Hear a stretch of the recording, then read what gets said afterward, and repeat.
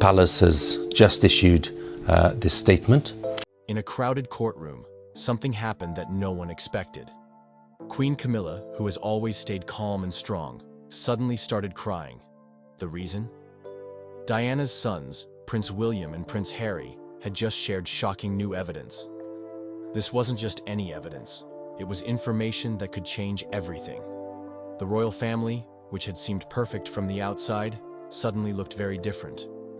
As the details were revealed, everyone in the room sat in complete silence, unsure of what would happen next. The truth, something many had kept hidden for years, was finally coming out. It was clear that nothing would ever be the same again.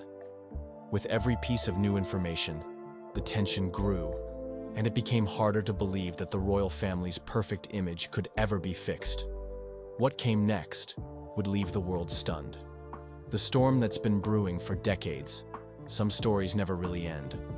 They just stay quiet, waiting for the right moment to return. And this story, between Princess Diana, Queen Camilla, and the royal family, is one of those. To understand what happened in the courtroom today, we need to go back to the very beginning. When Diana married Prince Charles in 1981, the world watched in awe. She was young, beautiful, and full of hope. To many, she was the picture of a fairy tale princess. But behind palace walls, the truth was very different. Long before Diana, there was Camilla. Charles and Camilla had been close for years. Even after Charles married Diana, their relationship never truly ended. Diana felt it. She knew it. And the pain of that knowledge stayed with her for years. In 1995, Diana sat down for a television interview that changed everything. Calm and soft-spoken, she looked straight at the camera and said, "There were 3 of us in this marriage." It was a single sentence, but it echoed around the world. With that line, Diana pulled back the curtain on royal life and showed everyone the heartbreak she had been hiding. That interview made headlines, but more than that, it made people listen. Diana became known as the people's princess, someone who spoke from the heart, someone who hurt just like everyone else. Her honesty touched millions. Her sons, Prince William and Prince Harry, were still very young at the time. But even then, they saw what their mother went through. They saw her sadness. They saw the loneliness. And after she passed away in 1997, that pain didn't disappear. It stayed with them. Over the years, both William and Harry have spoken openly about how much their mother meant to them. They've worked to protect her memory, to make sure she isn't forgotten. For them, this isn't just history. It's personal. Now, decades later, that pain has resurfaced in a way no one expected. A new court case has brought the past back into the spotlight. What started as a quiet investigation has turned into something far more serious. And at the center of it all, once again, is Queen Camilla. What led Camilla to court? The case began with whispers, small details, unconfirmed reports. At first, it seemed like nothing more than old rumors returning. But then new information came forward. Information that couldn't be ignored. Someone from inside the royal circle, someone who had stayed silent for years, finally spoke out. They claimed there were letters, audio recordings, and personal documents that showed how Princess Diana had been treated during her time in the royal family. More specifically, these records suggested there had been a quiet but deliberate effort to control how Diana was seen by the public. According to the source, some of the people involved wanted Diana to appear unstable, emotional, difficult, even unfit for royal life. And the name that appeared more than once? Camilla. The documents didn't accuse her of causing harm directly, but they suggested that she may have been part of conversations meant to protect her own image, conversations that came at Diana's expense. Once this information became known, legal teams got involved. Investigators looked at the materials, and eventually, the court agreed there was enough evidence to move forward. A formal hearing was scheduled. Queen Camilla was named in the case. That alone was shocking. For years, she had managed to avoid direct involvement in controversies like this.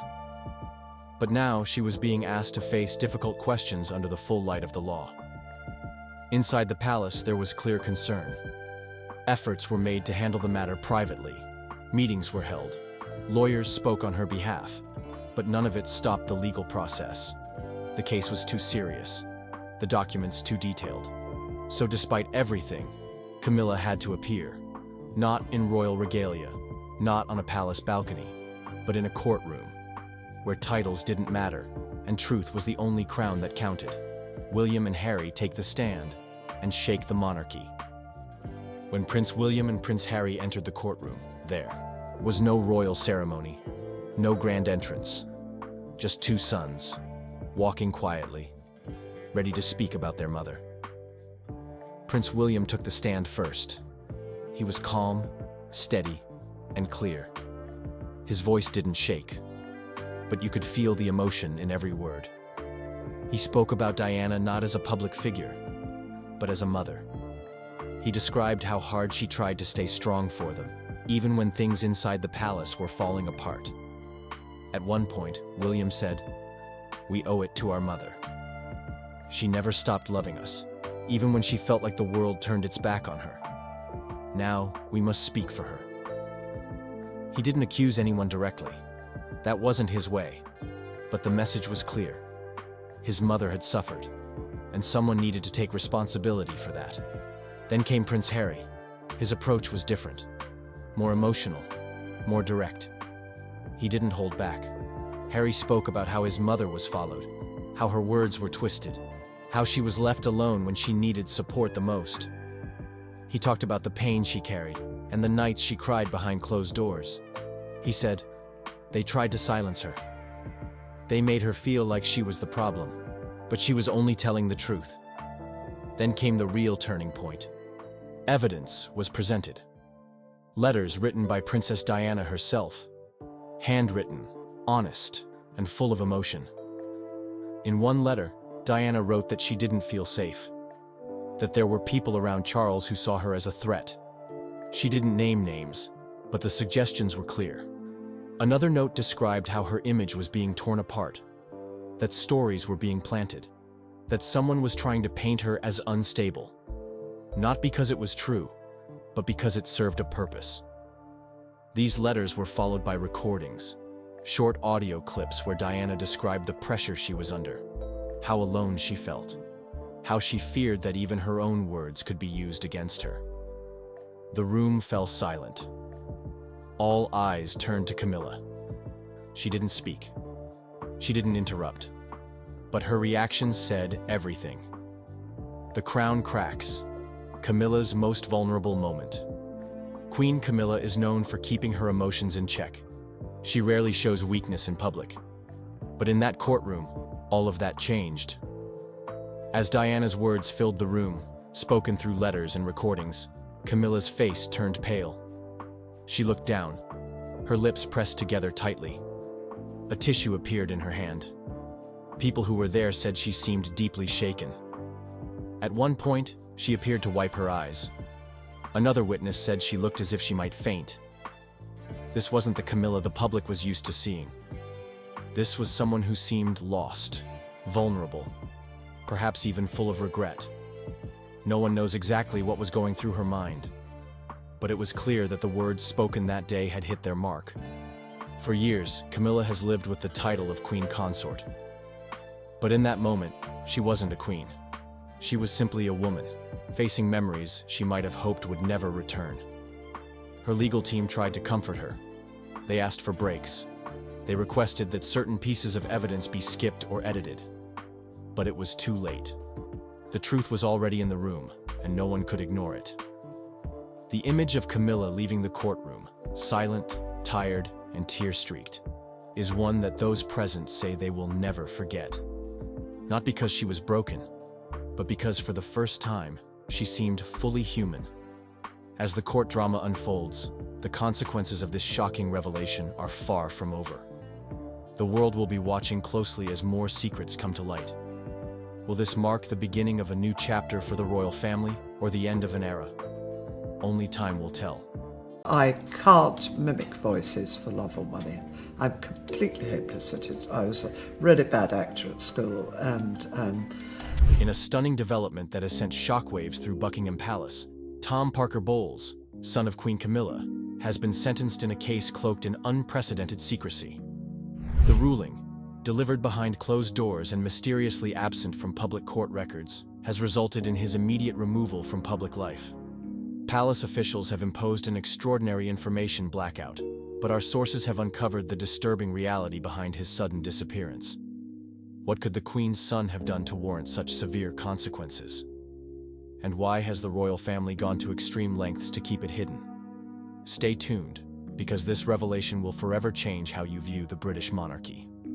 The Secret Tribunal. On what appeared to be an ordinary Tuesday morning, Tom Parker Bowles arrived at a nondescript government building in London's diplomatic quarter. Unlike the high-profile court appearances of celebrities or politicians, there were no press photographers, no waiting crowds, just an unmarked entrance guarded by individuals who carried no visible identification, but moved with unmistakable military precision. Dressed in a conservative gray suit with no distinctive features, Tom was escorted through a private entrance and vanished from public view. A food critic and author who had carefully balanced his royal connections with an independent career, his expression betrayed no emotion as the doors closed behind him. Inside awaited what one source described as a tribunal rather than a court. The small windowless room contained only essential personnel. A panel of 3 judges with specialized security clearance, legal representatives who identified themselves only by last name, and a defense team that our sources claim had been appointed rather than selected by Tom himself. This wasn't a legal proceeding as the public would understand it, revealed a source with connections to diplomatic security protocols. This was risk containment operating under the thinnest veneer of judicial process. The charges, while never formally announced, allegedly centered around unauthorized communications with foreign entities, specifically, individuals connected to both international media organizations and foreign intelligence services. According to our sources, Tom had been under surveillance for months after certain patterns of communication raised red flags within royal security circles. It began with his legitimate food-writing contacts, explained a former colleague who requested anonymity. But somewhere along the line, he began exchanging information that went far beyond culinary matters. Information about palace operations, security protocols, and most damaging of all, private communications between senior royals regarding matters of state. What made this case particularly sensitive was the nature of the information involved. Unlike typical royal scandals centered around personal indiscretions, the material Tom allegedly shared touched on the monarchy's relationship with government, the constitutional gray area where royal influence intersects with political power. During the 7-hour proceeding, Tom reportedly maintained the composed demeanor that had characterized his public life. He spoke only when directly addressed by the tribunal, neither confirming nor denying specific allegations. Those present described his bearing as resigned rather than defiant, the demeanor of someone who understood the institutional machinery he faced. The ruling, when delivered late that afternoon, was extraordinary in both scope and severity. While not termed imprisonment in any conventional sense, the sentence mandated Tom's immediate sequestration at an undisclosed location, with no access to communication devices, publication platforms, or unapproved visitors. The official terminology, protective isolation for reasons of national security, barely concealed the reality: permanent removal from public life. As Tom was escorted from the room through a secure exit, he reportedly made a single statement to the senior security official overseeing the operation. "Tell my mother I understand the necessity." This phrase, cryptic to those unfamiliar with royal dynamics, has been interpreted by insiders as acknowledgement of the monarchy's ultimate priority: institutional survival above individual interests, even when family is involved. Within hours, he had been transported from London via military aircraft, his destination known only to a handful of officials with the highest security clearances. The containment operation. The palace's official statement, released the following morning, made no reference to any proceedings. It simply announced that Tom Parker Bowles would be stepping back from public duties indefinitely to address private health matters and requested privacy. The brevity and vagueness only intensified speculation among royal observers. Behind the scenes, an elaborate operation was already underway, not just to manage Tom's physical removal, but to systematically erase evidence of his activities. Teams with specialized training in digital forensics simultaneously accessed his London apartment, office, and country home. Computers were seized, mobile devices confiscated, and physical documents removed. But the operation extended far beyond simple evidence gathering. This wasn't just about collecting materials, revealed a source with knowledge of security protocols. This was about eliminating all digital footprints, scrubbing communication records, and creating an alternative narrative about his absence that could withstand public scrutiny. Most telling was the treatment of his professional workspace. According to witnesses, the office where Tom wrote his food columns and books was not simply searched, but methodically dismantled. Digital storage devices were removed. Reference materials were cataloged and transported to secure facilities. Even seemingly innocuous items like notebooks and appointment calendars were treated as sensitive materials requiring special handling. The thoroughness suggested not just concern about what he might have already shared, but fear about what channels of communication he might have established that remained undiscovered. There was serious concern about dead drops, scheduled information releases, or material already positioned with publishers overseas, explained a former intelligence officer familiar with such operations. When someone with his connections commits to sharing sensitive information, the ripple effects can continue long after they've been contained. This fear drove the next phase of the operation, identifying and neutralizing potential associates. Editors who had worked with Tom found themselves subject to unusual scrutiny. Publishers reported subtle pressure to delay or cancel projects involving him. The pattern revealed a coordinated effort to isolate anyone who might have served as his conduit to the wider world. Digital traces began disappearing as well. His social media accounts were either suspended or suddenly managed with notably different content and tone. Archives of television appearances where he had discussed royal connections became mysteriously unavailable on streaming platforms. Even photographs in which he appeared at royal-adjacent events were quietly removed from official sources and media libraries. Most concerning to those tracking the situation was the treatment of his published work. His most recent food columns disappeared from publication archives. Bookstores reported receiving requests to return unsold copies of his latest cookbook for a corrected edition that never arrived. The systematic removal of his professional output suggested concerns that extended beyond personal indiscretion to something embedded in his public work.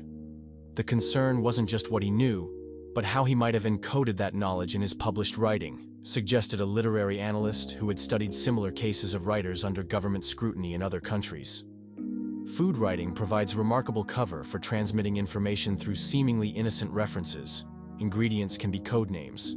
Preparation techniques can signify methods of operation. Restaurant locations can indicate meeting points. The royal family fractures. Behind palace walls, Tom's sentence reportedly created the most significant family crisis since Prince Andrew's fall from grace. Queen Camilla, caught between maternal instinct and institutional duty, was described by insiders as outwardly stoic, but inwardly devastated. According to sources familiar with palace operations, she was informed of the action against her son only hours before it occurred, presented not as a request for her approval, but as a security necessity already in motion. Camilla was effectively told, rather than consulted, said one palace source. This wasn't a mother being asked about her son's fate. This was a queen being briefed on an operation affecting the monarchy's security. King Charles, meanwhile, allegedly maintained a more detached position. Sources suggest he viewed Tom's actions through an institutional lens rather than a personal one, as a security breach requiring containment rather than a family matter requiring compassion. This perspective has reportedly created tension in the royal marriage, with moments of strained silence replacing their usually warm rapport. The king sees monarchy as his life's purpose, explained a longtime royal advisor. Threats to its stability override personal considerations, even when family is involved. Camilla hasn't yet developed that institutional callousness that royal life eventually demands. Prince William has reportedly supported the action, viewing it as regrettable but necessary for protecting the monarchy's future. According to palace insiders, he was among those briefed on specific communications intercepted from Tom and recognized their potential to undermine public confidence in royal neutrality on political matters, a cornerstone of the modern monarchy's survival. Most surprisingly, Princess Anne, known for her dedication to duty and protocol, has allegedly questioned the handling of the situation. Sources claim she has expressed concern about the precedent of removing a royal-adjacent figure through extrajudicial means, suggesting that, once we operate outside the law, we undermine the very system we claim to uphold. For Tom's sister, Laura Lopes, the situation has allegedly triggered profound distress. Unlike her brother, Laura has maintained an intensely private life despite her royal connections.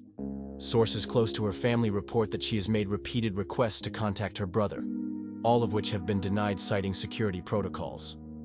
Laura is essentially being told that any attempt to reach her brother could implicate her as well, revealed one source. It's a cruel but effective method of ensuring family compliance, the implicit threat that concern could be interpreted as complicity. For Queen Camilla herself, the situation has created an impossible position. Sources describe a woman torn between institutional obligation and maternal anguish, permitted no direct communication with her son since the sentencing. All information about his welfare and circumstances comes through official briefings provided by the same security apparatus that engineered his removal. In public, she performs flawlessly, noted one senior household member. In private, the strain shows in small ways. Moments of distraction, unusual irritability, the occasional canceled engagement citing mild indisposition. She's grieving while having to pretend nothing significant has happened.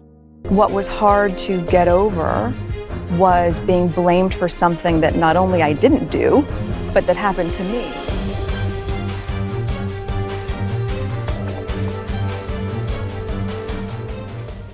The royal family is known for its elegance, power, and carefully crafted image. But beyond the public smiles and grand traditions, there are stories that have been buried, rewritten, or simply erased. Stories of lost heirs, hidden conflicts, and decisions made in secret. Not everything in their world is meant to be seen, and not every truth is meant to be told. Yet, some secrets have a way of slipping through the cracks. These are 11 things the royal family never wanted the world to find out. 1. Prince Andrew and the Epstein scandal. Prince Andrew's downfall is one of the biggest royal scandals in recent years. But why? What exactly did he do that made the royal family push him away? It all started with his friendship with Jeffrey Epstein, a billionaire who was later exposed as a sex offender. Epstein was known for hosting powerful people, politicians, business tycoons, and even royalty. But what raised eyebrows was the fact that even after Epstein was convicted in 2008 for sex crimes, Prince Andrew still stayed in touch with him. There's even a photo of Prince Andrew at Epstein's house in New York in 2010, 2 years after Epstein was already labeled as a sex offender. Why would a prince still be hanging out with a criminal? That's the question everyone started asking. But things got worse. A woman named Virginia Giuffre came forward and accused Prince Andrew of sexually assaulting her when she was 17. She said Epstein and his associate, Ghislaine Maxwell, forced her to have encounters with powerful men, including Andrew. There's even a photo of Andrew with his arm around her waist. He denied everything. He said he had never met her, despite the picture. To make things even weirder, Andrew gave an interview to BBC in 2019, trying to explain himself. Instead of clearing his name, the interview became a disaster. He claimed he couldn't have been with Virginia on the day she said because he was at a Pizza Express with his daughter. He also said he couldn't sweat, which was his way of denying her claims that he was sweating all over her during their alleged encounter. People found his excuses bizarre and unconvincing. The backlash was immediate. The royal family quickly distanced themselves from him. The Queen stripped him of his royal titles and military honors. He was told to stop using the title His Royal Highness. He even had to step back from royal duties completely. In 2022, he settled the lawsuit with Virginia Giuffre out of court. Though he never admitted wrongdoing, the settlement reportedly cost him millions. The royal family has tried to erase him from public life. He is no longer allowed to represent them in any official way. But the damage was done. The world will always remember his connection to Epstein and the scandal that rocked the monarchy. 2. the mysterious death of Princess Diana. Princess Diana was loved by millions. She wasn't just a princess. She was a symbol of kindness and compassion. But in 1997, her life was cut short in a tragic car crash in Paris. Even after all these years, many people still believe that her death wasn't just an accident. On August 31st, 1997, Diana and her boyfriend, Dodi Fayed, were trying to escape paparazzi in Paris. Their driver, Henri Paul, was speeding through a tunnel when he lost control of the car and crashed. Diana was severely injured and later died at the hospital. Officially, it was ruled an accident, and the driver was found to be intoxicated. But was it really that simple? Dodi Fayed's father, Mohammed Al-Fayed, believed that Diana and Dodi were killed on purpose. He claimed that the royal family didn't want Diana to marry Dodi because he was Muslim. Some believed that MI6, the British Secret Service, was involved. Another strange detail? There were reports that Diana feared for her life before she died. In a letter she allegedly wrote in 1995, she said, "My husband is planning an accident in my car, brake failure and serious head injury." She was talking about Prince Charles. The biggest question is, why did the royal family act so coldly after her death? When news broke, the Queen stayed silent. She didn't return to London immediately, and there was no public statement. People were furious. They saw Diana as the people's princess, but the royal family didn't seem to care. Eventually, the Queen addressed the nation, and there was a grand funeral. But to this day, many believe that there was more to Diana's death than what we were told. Was it just a tragic accident? Or was something more sinister at play? 3. King Edward VIII and his Nazi connections. Imagine this. A king who gives up his throne. Not because of politics, not because of scandal, but because he fell in love. Sounds romantic, right? That's what many people think about King Edward VIII. But there's a darker side to his story. Edward was king for less than a year in 1936. He fell in love with an American woman named Wallis Simpson. The problem? She was twice divorced, and the British government didn't approve. Edward had to choose his throne or his love. He chose love and abdicated the throne. His brother King George VI, the father of Queen Elizabeth II, took over. But here's the part. History books don't talk about much. Edward had ties to the Nazis. After giving up the throne, he and Wallis moved to France and later visited Nazi Germany. There's even a photo of him shaking hands with Adolf Hitler in 1937. Many believe that Edward was a Nazi sympathizer. Some historians even claim that Hitler wanted to reinstall Edward as king if Germany won World War II. There were secret government files suggesting that Edward had communicated with the Nazis about a possible peace deal. The British government tried to suppress this information. They sent Edward and Wallis far away, to the Bahamas, where they couldn't cause trouble.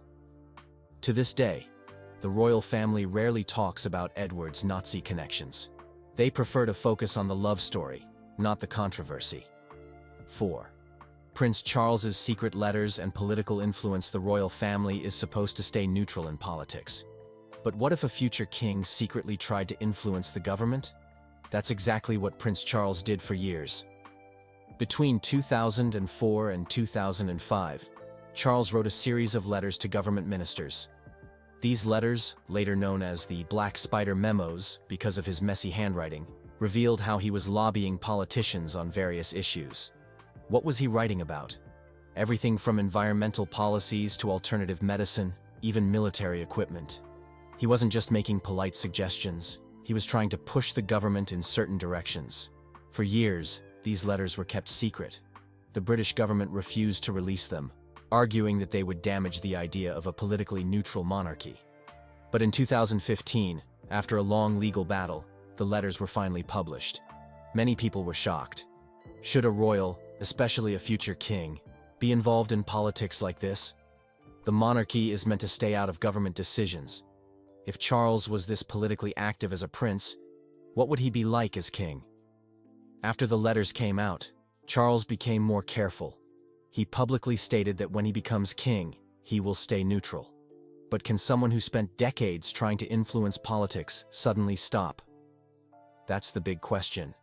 5. Meghan Markle and Prince Harry's departure. When Meghan Markle first joined the royal family, people were excited. An American actress becoming a princess, it felt like a fairy tale. But that fairy tale quickly turned into a nightmare. Meghan faced harsh treatment from the British press. Headlines attacked everything she did. If Kate Middleton wore a dress, she was stunning. If Meghan wore the same dress, she was breaking royal protocol. The media criticized her for everything. Her background, her past relationships, even the way she held her baby bump. But the real shock came when Meghan and Harry revealed what happened behind palace doors. In their interview with Oprah, Meghan said she felt alone, trapped, and even suicidal. She asked for help. She was told no. Can you imagine feeling so hopeless and not having anyone to turn to? The most shocking part? Meghan and Harry claimed that a royal family member, someone very close to the throne, asked how dark their son Archie's skin would be. Racism, secrecy, and control. It was too much for them. In 2020, they stepped down from their royal roles and moved to the US. Some people called them traitors. Others believed they were standing up for themselves. And how did the royal family respond? In a short statement, they said they were saddened, but that recollections may vary. In other words, they denied most of what Meghan and Harry had said.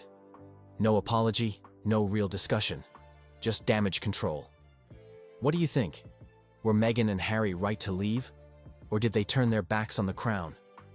The Queen's hidden wealth and tax avoidance. The royal family is rich, not just a little rich, crazy rich. Castles, gold, priceless jewels, you name it. But here's the real question. Where does their money come from?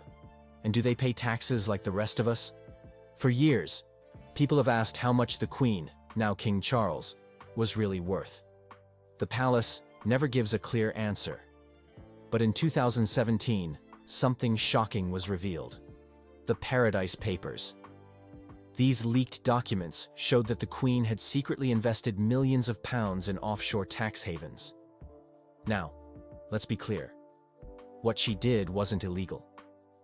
But it raised a big ethical question. Why is the Queen hiding her money in secret accounts, while regular people struggle to pay their taxes? The monarchy also benefits from special tax rules. The royal family gets money from the sovereign grant, which is funded by British taxpayers. But did you know that they don't have to pay inheritance tax like everyone else? Normally, when someone dies, their family has to pay 40% of anything over £325,000. But when Queen Elizabeth passed away, King Charles didn't have to pay a single penny on what he inherited from her. Why? Because of a special rule made just for the monarchy. And if you're thinking, well, at least they released their full financial details, think again. Unlike other public figures, the royal family doesn't have to show where all their money goes. They keep a lot of it hidden. Should they be more transparent? Or is it fair for them to have different rules than the rest of us? The cover-up of Prince Philip's car crash. Imagine this. You're driving down the road, minding your own business, when an elderly man crashes into your car. You're injured. Your child is terrified. Now imagine that the man who hit you is none other than Prince Philip, the husband of the Queen. That's exactly what happened in 2019. Prince Philip, who was 97 years old at the time, was driving near Sandringham Estate when he hit another car. The crash flipped his Land Rover over. The woman in the other car suffered a broken wrist. There was a baby in the back seat. Thankfully, the baby was unharmed. Now, in a normal situation, what would happen? The police would investigate. Charges might be filed. The driver would likely face some consequences. But this wasn't a normal situation. This was royalty. The palace quickly went into damage control. Within 24 hours, Prince Philip was seen driving again, in a brand new Land Rover. No charges were filed. The whole situation was brushed under the rug. After a lot of public backlash, Philip finally wrote an apology letter to the injured woman. But many people felt it was too little, too late. Here's the big question. Should the royal family be treated like regular citizens when they break the law? Or should they always get a free pass? The Forgotten Royal. Have you ever heard of Prince John? Probably not. And there's a reason for that. Prince John was the youngest son of King George V and Queen Mary. He was born in 1905, but unlike his royal brothers and sisters, he was kept hidden from the public. Why? Because he had epilepsy. At that time, disabilities were seen as shameful in the royal family. They didn't want people to know they had a weak member in their bloodline. So, as John's condition worsened, they sent him away to live in a small house away from the main palace. His own parents rarely visited him. He was basically erased from history while he was still alive. Prince John died at just 13 years old after suffering a severe seizure. And do you know how the royal family reacted? His father reportedly showed little emotion and said John's death was a relief. His mother later wrote in her diary that John was better off this way. Can you imagine that? A child suffering from a medical condition, completely hidden away, and then dismissed like he never existed. It's heartbreaking. The scandalous love life of Princess Margaret. Princess Margaret, the younger sister of Queen Elizabeth II, lived a life that felt straight out of a movie. She was beautiful, bold, and rebellious. But unlike in fairy tales, her love life was full of heartbreak, scandals, and royal restrictions. Let's start with the man who became the center of one of the biggest royal love scandals, Peter Townsend. Who was he? He wasn't a prince, not a king, not even a duke. He was a simple, hard-working man who served as an officer in the Royal Air Force. He was also a war hero and, most importantly, a gentleman. Margaret fell deeply in love with him, but there was a problem, a huge one. Peter was divorced. And back then, in the 1950s, the British royal family did not approve of divorces, especially when it came to choosing a life partner. The Church of England, which the Queen was the head of, had strict rules. They believed that once you were married, that was it, forever. No second chances. And Margaret, being the Queen's sister, had to follow those rules. But love doesn't follow rules, does it? Margaret and Peter were deeply in love and wanted to get married. When the public found out, people were divided. Some supported her, believing she should be able to choose her own happiness. Others believed the rules were the rules, and she should obey them. So, what did the royal family do? They sent Peter away. Literally. He was posted to Belgium to separate them. Imagine that. Being forced to say goodbye to the person you love just because others don't approve. But Margaret still didn't give up. When she turned 25, she had the right to choose for herself. If she wanted, she could have married Peter without needing the Queen's permission. But then, something unexpected happened. She gave him up. She released a statement saying she had decided not to marry him, choosing duty over love. Some believe she was pressured into it. Others think she realized life with Peter wouldn't be easy. Whatever the truth, she lost the love of her life. So did Margaret ever find love again? She did. But her next relationships were far from fairy tale romances. She ended up marrying Anthony Armstrong Jones, a photographer. At first, it seemed like a perfect match. But behind closed doors, things were different. Their marriage was full of fights, cheating, and unhappiness. Margaret had affairs, Anthony had affairs, and eventually, they became the first royal couple in 400 years to get divorced. 10. Queen Elizabeth's censorship of royal archives. Now, here's something that not many people know about. The secrets hidden in the royal archives. You see, history is supposed to belong to everyone, right? We should be able to learn from it, study it, and understand what really happened. But when it comes to the British royal family, some things are off limits. The royal archives hold thousands of documents, letters, and files related to the monarchy. Some of these papers are over 100 years old, and yet, they are still locked away. Why? What could be so secret that even historians aren't allowed to see them? One of the biggest areas of secrecy is Britain's colonial history. During the time of the British Empire, many dark things happened.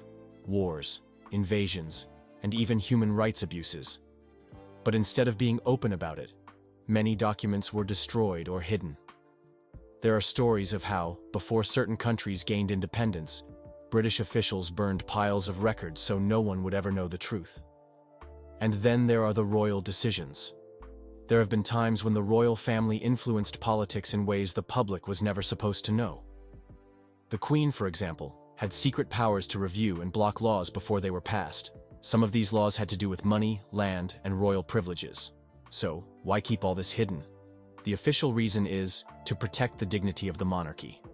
But in reality, it's about controlling the story. If people learned too much about the darker side of royal history, would they still see the monarchy the same way? Many historians have tried to gain access to these files. Some have fought legal battles to open them. But most of the time, the answer is no. The Queen had the power to keep certain documents sealed for up to 100 years, meaning that even today, we might never know the full truth about some of the most important events in royal history. 11. The mystery of the lost royal fortune. Here's a question for you. What happens to all the royal money when a king or queen dies? Does it get split among the family? Does it go to charity? Or does it just disappear? The British royal family is worth billions of dollars, but their wealth is tricky. Some of it comes from the Crown Estate, which is a massive collection of land, buildings, and businesses. This estate makes a lot of money every year, but the royal family doesn't actually own it. It belongs to the state. They just get a portion of the profits. But then there's the private royal wealth. This includes castles, jewelry, art, and secret bank accounts. When a monarch dies, all of this gets passed down in a way that is completely hidden from the public. Unlike normal people, the royal family doesn't have to pay inheritance tax when wealth is transferred from one monarch to the next. This means they can keep millions, maybe even billions, without losing a single penny to taxes. And then, there's the offshore accounts. Some leaked documents, like the Paradise Papers, revealed that the Queen had money invested in secret funds outside of the UK. This isn't illegal, but it raises big questions. If the royal family is funded by taxpayers, shouldn't people know where their money is going? The British royal family has done an incredible job of keeping secrets. Whether it's love, history, or money, there are things they simply don't want the public to know. But in today's world, where information spreads faster than ever, how much longer can they keep these secrets? What do you think? Should the monarchy be more open? Or do they have the right to privacy? Let me know in the comments. And if you found this video interesting, don't forget to like, subscribe, and share. Because the truth deserves to be heard.